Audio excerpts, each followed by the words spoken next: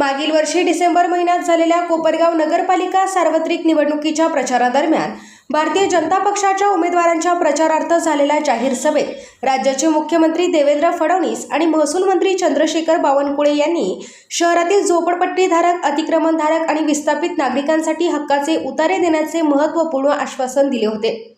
मात्र नगर परिषदेत भाजपची एकहाती सत्ता येऊन तब्बल 7 ते 8 महिने उलटूनही या आश्वासनांच्या पूर्ततेबाबत कोणतीही ठोस कार्यवाही झाल्याचे दिसून येत नसल्याने नागरिकांमध्ये नाराजी व्यक्त होत असून दिलेल्या आश्वासनांचा सत्ताधाऱ्यांना विसर पडलाय की काय असाच प्रश्न नागरिकांमधून उपस्थित केला जात आहे.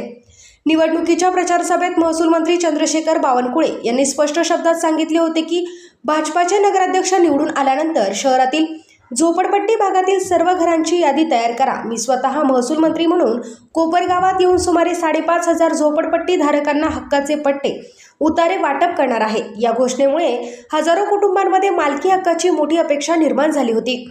त्यानंतर सभेत मुख्यमंत्री देवेंद्र फडणवीस यांनीही मोठी घोषणा करत राज्य सरकारने अतिक्रमणे नियमित करण्याचा निर्णय घेतल्याचे सांगितले होते. त्यांनी असेही जाहीर केले होते की ज्या नागरिकांची अतिक्रमणे नियमित होतील त्यांना प्रधानमंत्री आवास योजनेअंतर्गत 2.5 लाख रुपयांची मदत देऊन पक्के घर उपलब्ध करून दिले जाईल, जेणेकरून शहरात कोणीही झोपडपट्टीत राहणार नाही. तसेच साईनगर परिसरातील सुमारे 660 अतिक्रमणधारकांचे पुनर्वसन करण्याचे आश्वासनही देण्यात आले होते. भाजपाची सत्ता नगरपालिकेत आल्यानंतर या विस्थापित कुटुंबांच्या पुनर्वसनाचा प्रश्न प्राधान्याने मार्गी लावला जाईल असेही त्यावेळी सांगण्यात आले होते.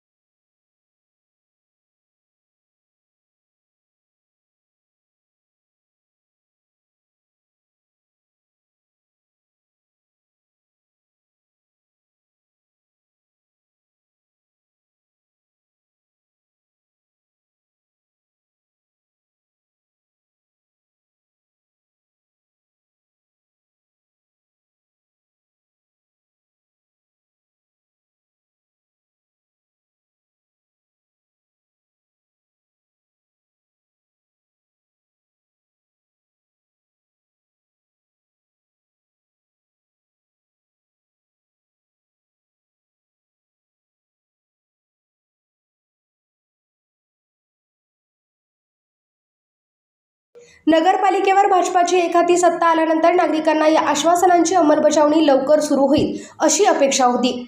मात्र अद्याप हक्काचे पट्टे वाटप, अतिक्रमण नियमितीकरण, प्रधानमंत्री आवास योजनेचा लाभ किंवा साईनगरमधील विस्थापितांचे पुनर्वसन याबाबत कोणतीही ठोस घोषणा किंवा व्यापक कार्यवाही झालेली दिसून येत नाही. यामुळे शहरातील झोपडपट्टीधारक आणि लाभार्थी नागरिक आता प्रश्न विचारू लागले आहेत की 5,500 घरांचे पट्टे वाटप नेमके कधी होणार? अतिक्रमण नियमितीकरणाची प्रक्रिया सुरू झाली आहे का? प्रधानमंत्री आवास योजनेअंतर्गत घरे कधी मिळणार? साईनगरमधील विस्थापितांचे पुनर्वसन कधी पूर्ण होणार?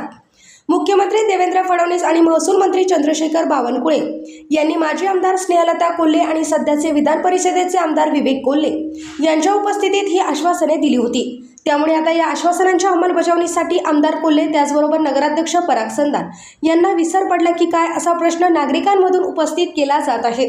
जनतेपर्यंत पोहोचला पाहिजे, त्यांच्या जीवनात परिवर्तन झालं पाहिजे, हा आपला प्रयत्न आहे.